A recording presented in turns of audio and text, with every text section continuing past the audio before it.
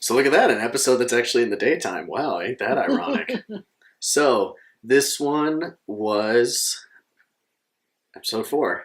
And I feel really bad because I can't remember the name. But it has something to do with this new character named Silica. And she's a beast tamer, which if you play MMORPGs or things like that of that nature means it's kind of like having a beast that helps you fight, usually with healing and things like that, or they'll help you with attacks, or they'll buff you and stuff like that. So in this one, we meet her and she splits off from the group that she's already a part of, but unfortunately, trying to survive on her own, she's not a high enough level to do that.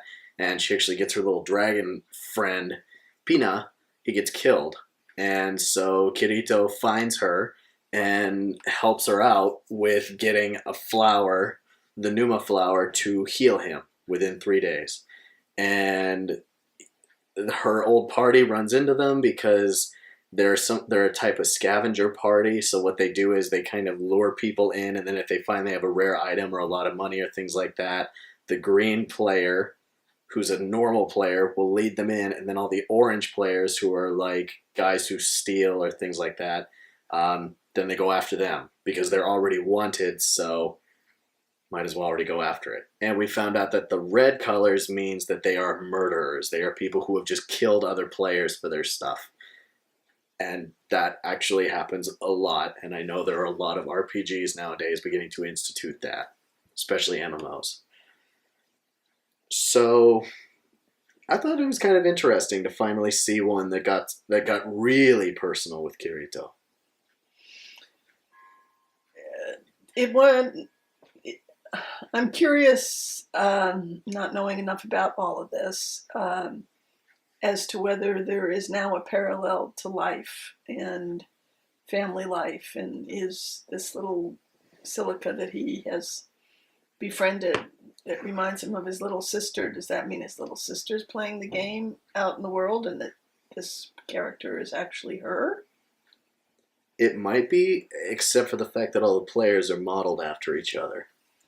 Because remember what happened in the first episode? They were all given those mirrors and their characters were turned into themselves because it scanned them. Mm-hmm. So you're right. And they did a thing about that at the end as if it's like, oh no, it's his actual cousin. Because it's not his sister, it's his cousin. But they've been raised together since they were little, so he doesn't think she knows.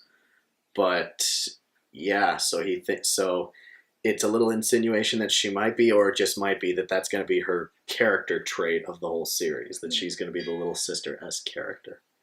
Yeah, but it's just interesting because they talk about her as having really pushed hard to pursue kendo and be very, very good at it and get to the nationals. And so one of the things that's fascinating to me is what's going on in the real world as family members come home and discover their loved ones. Are they trying to rescue them rather than wake up? Are they trying, since that would kill them, are they trying to figure out ways to enter into the game? It would be interesting a twist if, in fact, his cousin has entered the game and then will be a companion to him throughout.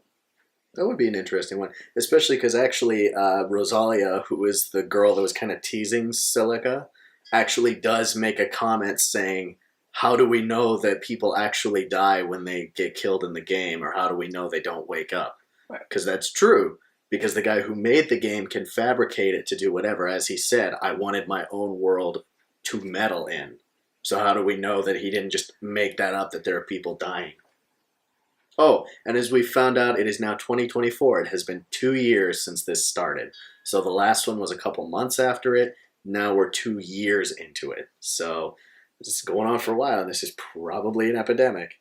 Oh yeah, funny little side note. Actually, in the first episode, there was a guy who teamed up with this girl, and it's the typical thing for online kind of things like that. Like they become a online relationship, but whenever one gets turned into themselves, they find out that the guy's not actually 17 years old and the girl's actually just this guy, skinny nerd person. And they show up again, actually. They showed up in this episode and they tried to invite Silica to their party. And I thought that was kind of funny. Mm-hmm. It was a callback to the first one. And actually, for those of you who watch this a little bit more, Rosalia, I believe, correct me if I'm wrong, but from what I was listening to, she sounds like the older sister from Girls Bravo, another anime that was back on in 2004. But just her model is still the red hair and the all black suit, and the voices sound similar. Totally correct me if I'm wrong, but that's what I thought when I saw it. Um, and oh yeah, so now Kirito is up to level 78. And so he's got like 14,500 health, so he's basically invincible to most people. And he actually says a good line that anybody who has ever played anything from World of Warcraft to Pokemon to any sort of MMO sort of deal, levels are unfair. That he's a level 78. Some of those guys are barely level 30, I guess, because they try and do 400 damage between 6 of them to him. But being the level that he's at, that's like nothing. He can his instant regen, his instant regenerating health automatically just caps that back off because he's such a high level. So that's actually always been a bit of a controversy in these games is it fair that the higher level people can take on lower level people?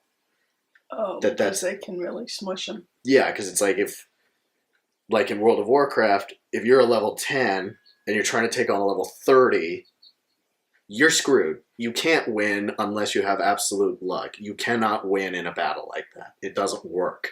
So I thought that was an interesting little tidbit there. Is it really fair? No. But is it ever going to stop? No. Because everyone's always going to have fun with it. So, speaking of that, battery's dying, so we'll see you guys later. And we'll see you in episode 5.